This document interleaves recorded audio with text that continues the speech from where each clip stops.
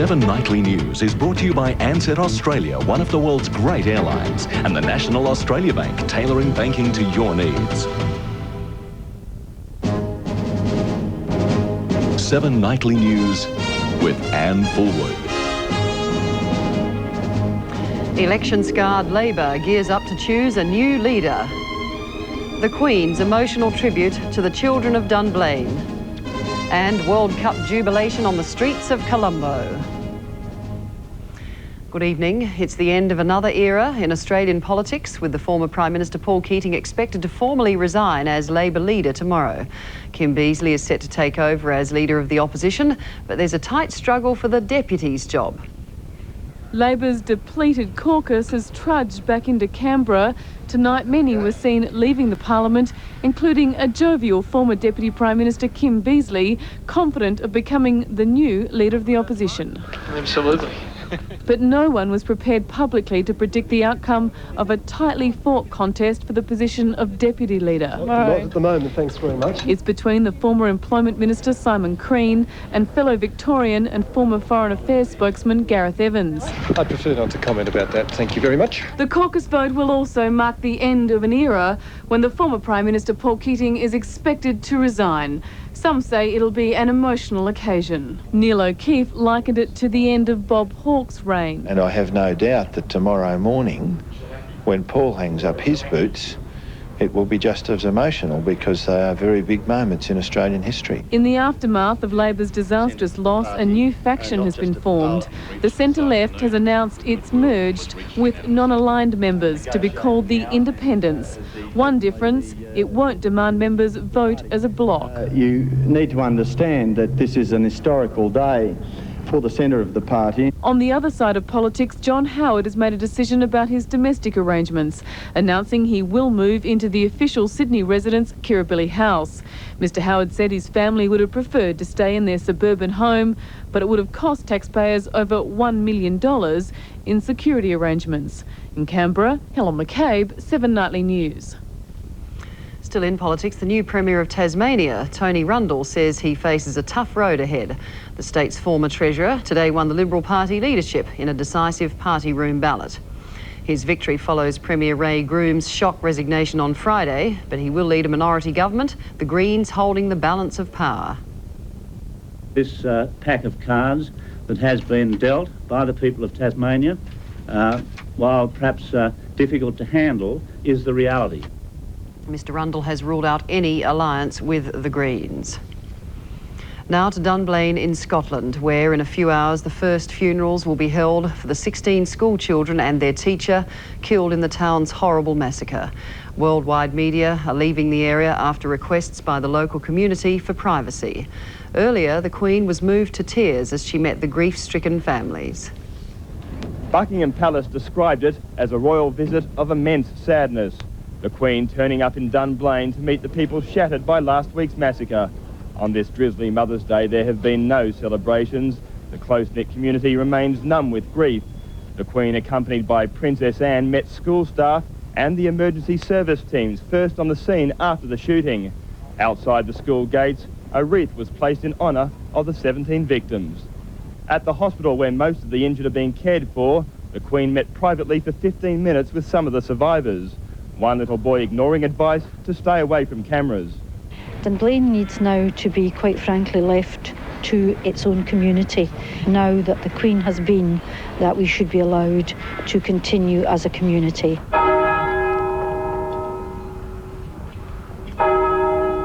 Earlier, the town stopped for a minute's silence to remember those who died. Around the nation, people paused as a gesture of sympathy. Even British soldiers deployed in Bosnia observed the minute's silence.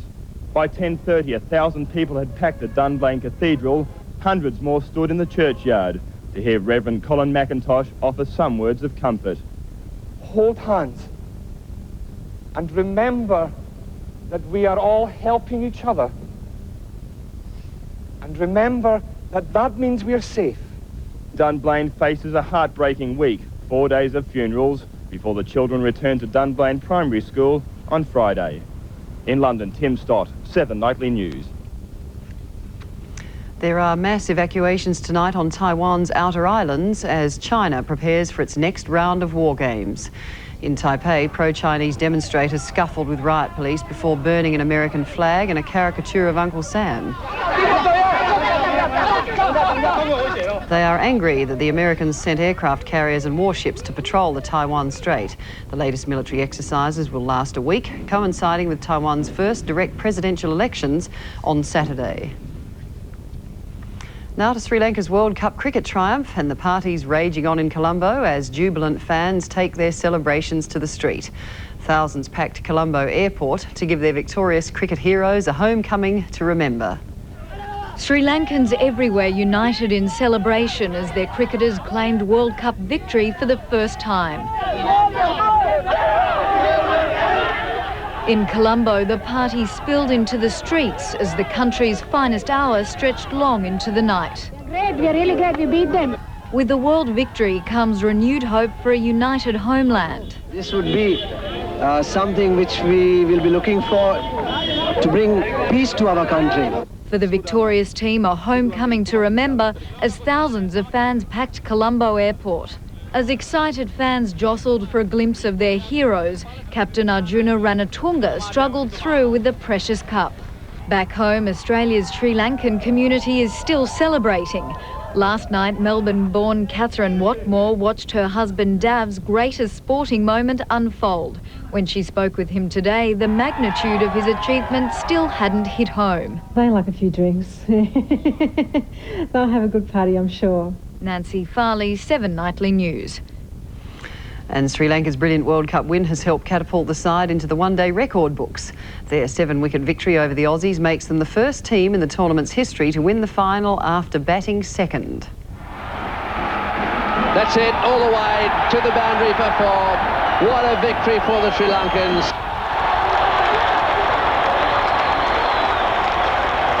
This was Sri Lankan cricket's finest moment.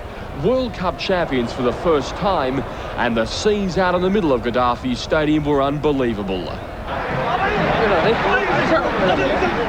Sri Lankan fans danced the night away, while players swamped the field, holding aloft one-day cricket's holy grail. This is the greatest achievement. I think everyone's greatest achievement here. I mean, now we are the world champions. The Sri Lankans are on the top of the world, and with good reason. In Colombo itself, the locals were in party mode, savouring the country's finest sporting achievement. Sri Lanka had showed great courage, managing to overcome a shaky start in the chase for 242 for victory. In the end, it was Aravinda de Silva and Sri Lanka's master tactician, Captain Arjuna Ranatunga, that steered them to victory. Ranatunga blasted Shane Warne all over the ground after describing him on Saturday as an overrated bowler. Away for 6. When you see his bowling figures, you can easily judge that. Well, what a win to the Sri Lankans. It's sweet revenge for that controversial Australian summer involving ball tampering allegations, the Mutaya Mulita and ball chucking affair, and of course they've now beaten the team that refused to play in Colombo last month. The Australians were shell-shocked after an indifferent performance. After 6 gruelling weeks, to come so close was a bitter pill to swallow. Obviously we're disappointed with professional cricketers. We like winning, and we've been winning a lot lately, and it hurts to lose. But the Australians will head home tomorrow. I'll have all the highlights and more on this golden night for Sri Lankan cricket later in sport. At the World Cup final in Lahore, Jim Wilson, 7 Nightly News. Now to the Super League battle and a surprise peace offer today from the rebel players to return to the ARL. But the olive branch comes with a list of 15 terms and conditions. The rebel demands include their own representative season. They also want the Hunter Mariners and the Adelaide Rams as part of a 22-team competition. We are prepared to play the full season in a competition run by the ARL, but wanting to keep our Super League identities, our Super League concept alive, subject to the court case. The ARL has called a meeting of its clubs tomorrow to discuss the peace proposal.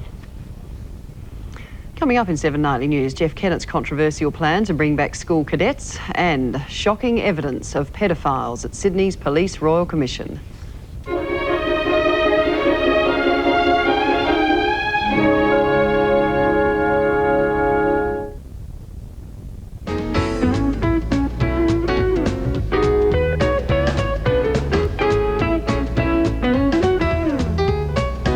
Phone 1800 630 600. National Australia Bank, tailoring banking to your needs.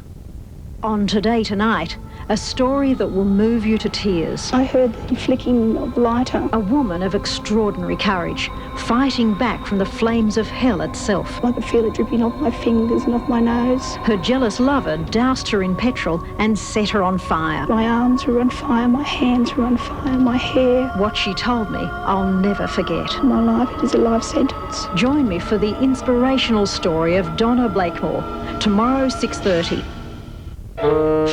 With tinea, there are two bugs that can aggravate the problem. Dactarin Cream gets both, so it really gives tinea a blast. Dactarin for tinea, our Olympic team's choice.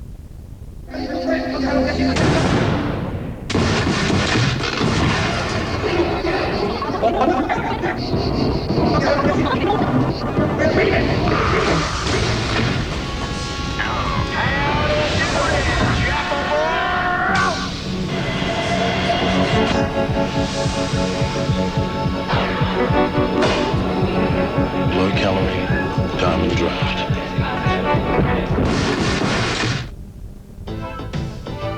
Toshiba notebooks and portable computers. Harris Technology are a 5-star dealer and one of Toshiba's largest resellers in Australia. For advice on notebooks, call or phone into the Harris Computer Superstore in North Sydney. We have a wide range of Toshiba notebooks on display at very competitive prices. Phone us on 957 1142 or call into the Harris Computer Superstore in North Sydney, open 7 days a week. The powerful 1.8-litre Hyundai Lanka sports wagon with ABS brakes, 4-wheel discs and a 3-year 100,000k warranty for a limited time, only $23,990. Drive away, no more to pay. Wouldn't you rather have a Lanka?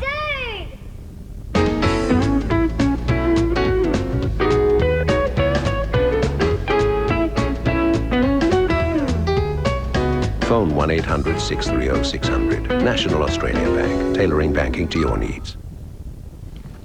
In Sydney, the first shocking evidence detailing the world of pedophiles has reached the New South Wales Police Royal Commission.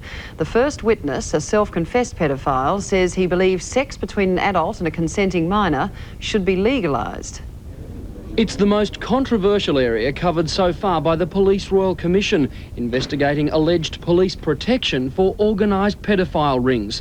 The Commissioner made it clear he would pull no punches. We cannot shrink from calling evidence which at times will be shocking, distressing and offensive. And people named won't be protected by the Commission. The proceedings will not be sanitised. But the first witness before the inquiry was suppressed, codenamed D1. He admitted being involved with boys aged between 8 and 14, meeting them at pinball parlours or the beach. He also met boys through another pedophile named Emu Nugent and a group who ran a so-called Children's Liberation House in Glebe.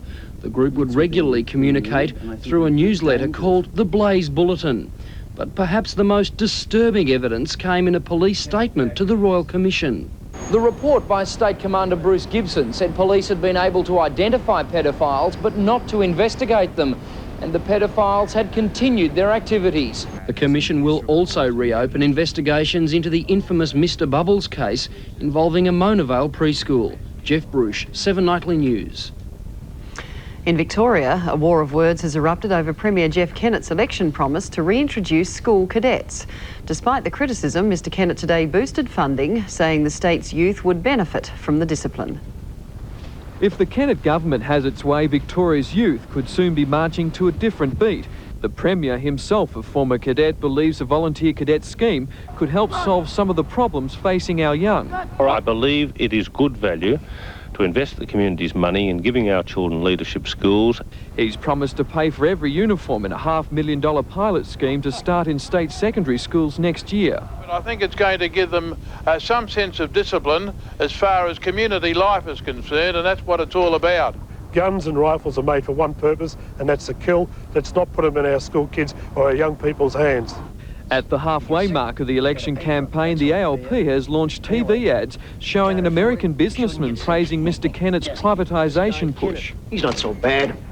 He's sure looking after us. Sold us electricity, didn't he? The coalition has already recycled its guilty party campaign, and a smelly protest outside the Premier's office with dozens of protected birds shot dead during the opening of duck season dumped on steps. Protesters want duck shooting banned. Mike Amor, 7 Nightly News. Now overseas, and the fires are still burning in Sarajevo as Balkan leaders prepare for new talks with Western envoys in Geneva.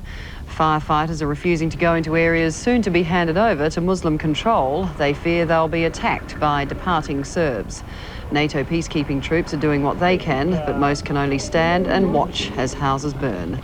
Italian troops arrested a number of Bosnian Serbs caught looting the deserted buildings. And the Pope has made his first public appearance a week after suffering an undisclosed illness. The 75-year-old pontiff looked frail and tired as he arrived for Mass at St. Peter's Basilica to beatify 2 Italian missionaries. He was due to stay for the full 2 hours, but left after just 30 minutes. In South Australia, wildlife authorities considering a koala cull on Kangaroo Island are having to hold their fire for at least a month. The State Environment Minister has ordered a report on how to control the population explosion. Locals say it's already reached crisis point. They're the stuff of tourists' dreams, but according to locals, koalas have become a nightmare for the island's environment. An estimated 5,000 of the introduced leaf munchers are eating themselves out of house and home. Farmer Terry Bennett says hundreds of trees on his property near Cygnet River have been stripped bare in recent years, and emotional reactions to culling won't solve the problem. I'm emotional about it myself, but from the other direction, I'm emotional about the loss of our trees. Without the trees, there's no koalas, and I like the koalas also. And when the trees eventually die, it's areas like these that are amongst the worst affected, with the alluvial soils along the banks of the creeks simply slumping away. Moving the koalas to new habitats has met with mixed reaction. It's expensive, and some wildlife groups claim unsuccessful because koalas are territorial creatures. But a local committee of farmers and wildlife experts says it needs more time to set up a study on the effects and possible solutions that are being considered. Bryony Hume, 7 Nightly News. Now to news in finance, and the standoff between Taiwan and China has pounded stock markets in the region. Big foreign investors in Asia have been pulling their funds out because of fears of long-term instability. On Taiwan itself, airlines leaving have been booked solid and the local currency traded for more secure US dollars. The government has been supporting the stock market by $200 million a day. That's despite strong international efforts to calm things down since the crisis started. We're urging Beijing and Taipei, but especially the PRC leaders, that it is time to reduce tensions and get back into direct dialogue. The sound of rockets and jet engines and warlike images have spooked investors. The influential US Money magazine has calculated the Hong Kong market is down by 7.2%, the worst decline in 5 years. Singapore by 4.8% and Malaysia by 3.1%. Behind the fall are the giant US mutual funds. Money reports that they've been pulling out of the region because of the tension between Taiwan and China. One Hong Kong-based analyst said he didn't think war was likely yet, but that the long-term trend was more pessimistic. Nigel McCarthy, 7 Nightly News. And while we're on the subject, a rather slow day to open the week on the Australian stock market. It might have been the cricket that slowed us all down. The All Ordinaries on a lacklustre day barely moved. New York's Dow Jones on Friday was also virtually unchanged after starting with a bit of a fall. BHP was down 4 cents today. Alleged bank takeover target St George dropped 28. Advance picked up 6. News Corp was up a little in the gold sector. There was still plenty of action among the two newsmakers. Newcrest was down 37. Normandy up 10. The Aussie dollar tonight, it's around 77.26 US, 81.78 yen, 50.52 against the pound. The US is at 147.20 marks. Gold at 395.5, the FT100 up 7.7. The Nikkei was up 95 and the Hang Seng was up 44 today. Sport is next, and the AFL's Todd Viney chooses footy over Philippoussis, and Sri Lanka's greatest sporting moment again. That's it, all the way to the boundary for 4. What a victory for the Sri Lankans.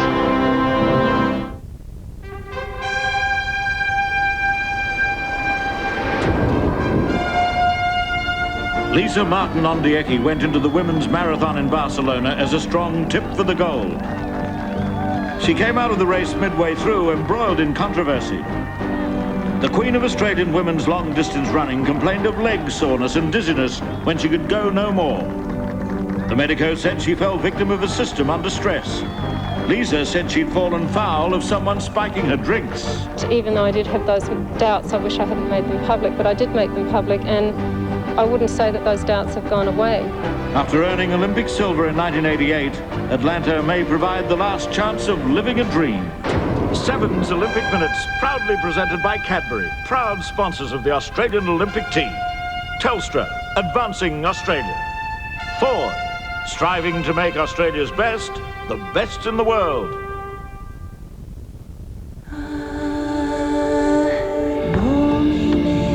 There are those who believe that how you get to where you're going is just as important as where you're going.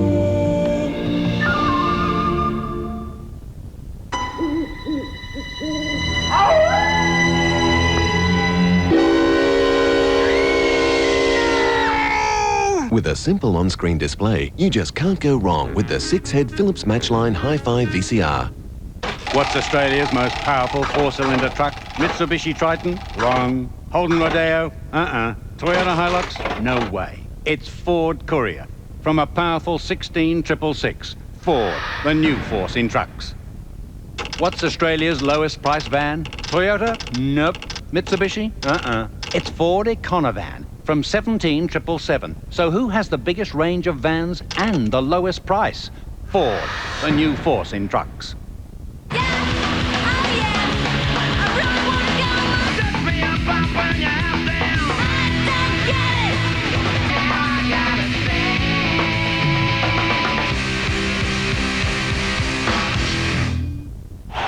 As a 15-year-old, she beat Kathy Freeman. Now she's Australia's youngest Olympic sprinter. It really is a dream come true. Laura Hewitt, the schoolgirl who'll take on the world in Atlanta. 7 Nightly News, tomorrow at 6. There are those who believe that how you get to where you're going is just as important as where you're going.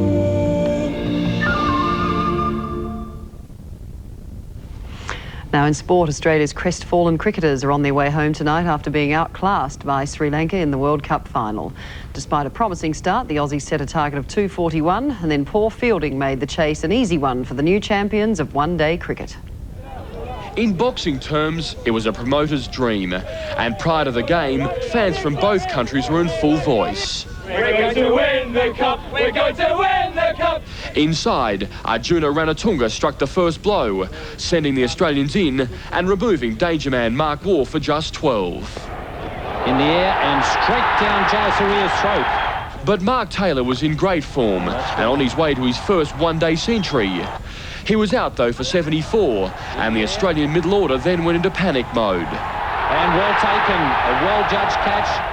At one stage, the Aussies looked like making 270, 280, but had to be content with 241.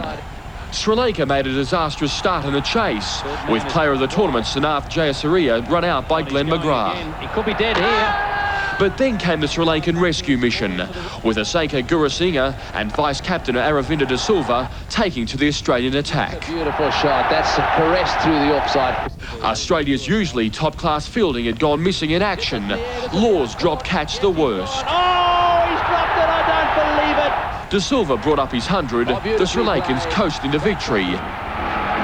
That's it, all the way to the boundary for 4. What a victory for the Sri Lankans. The Aussies were totally dejected, with coach Bob Simpson a forlorn figure, while Shane Warner and Paul Rifle wondered what went wrong. The games we've lost, we haven't lost that many over the last couple of years. We've generally dropped catches, and that was the same tonight.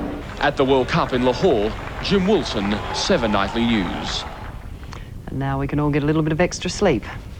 In AFL, St Kilda have named Stuart Lowe and Nathan Burke, both co-captains for this season.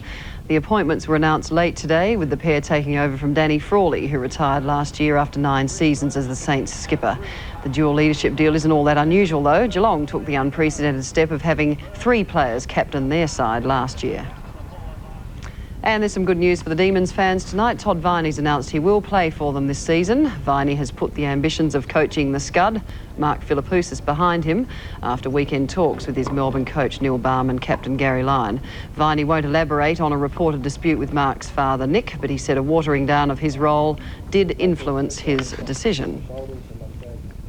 We'll have all the national weather details next, and then a Rocky boxing on after 20 years.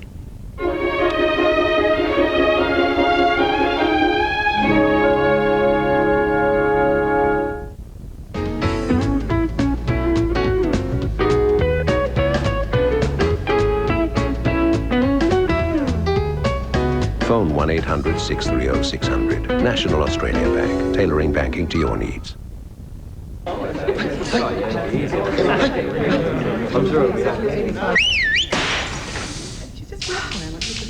Sweet dry draft. Strongbow. Get into it any way you can. And on that day, a dark warrior rose to the earth to destroy the beautiful game.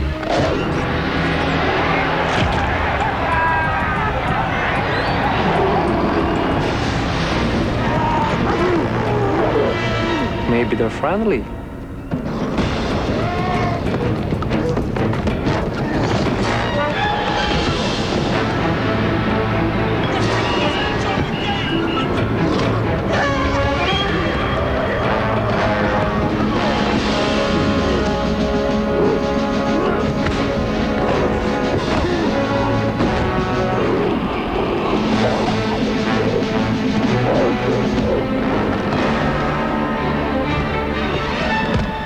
Au revoir.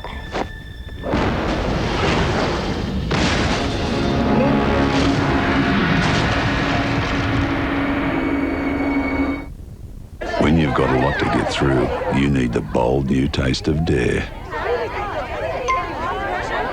You can do anything on a Dare. Dare in full strength espresso coffee.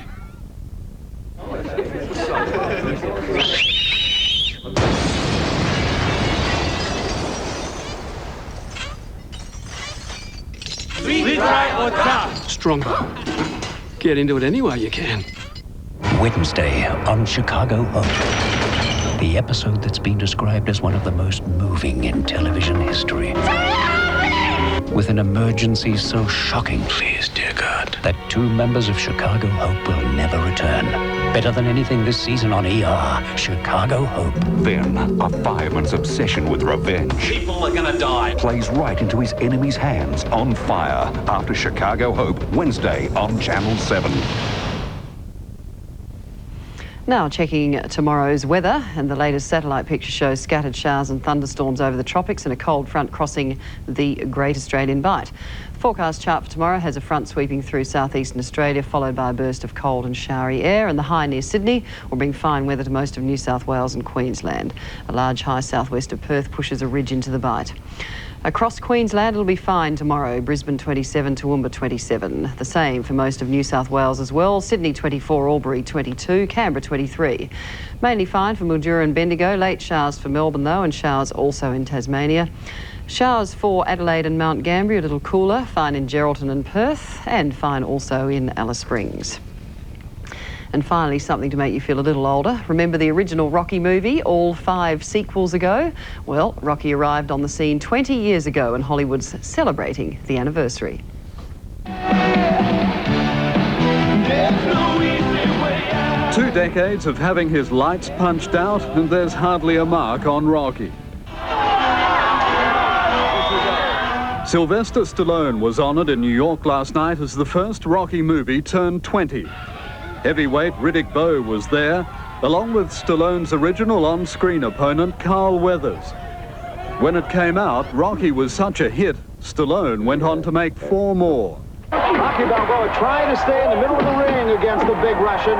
When I did Rocky, I was just trying to represent the feelings of all you people, everybody that wanted to do something special in their life. Don't give up that dream and keep trying, because you'll win. Too bad Rocky wasn't in Frank Bruno's corner last night. The British champ could have used a hand against Mike Tyson. Here's a combination uppercut by Tyson. Tyson laid it on, pouring it on, down goes In the United States, Paul Marshall, 7 Nightly News. And that ends 7 Nightly News for this Monday, the 18th of March. I'm Anne Fulwood. We'll leave you now with more of the World Cup party on the streets of Colombo. Our next bulletin, sunrise at 6 a.m, and I'll see you tomorrow night. Good night.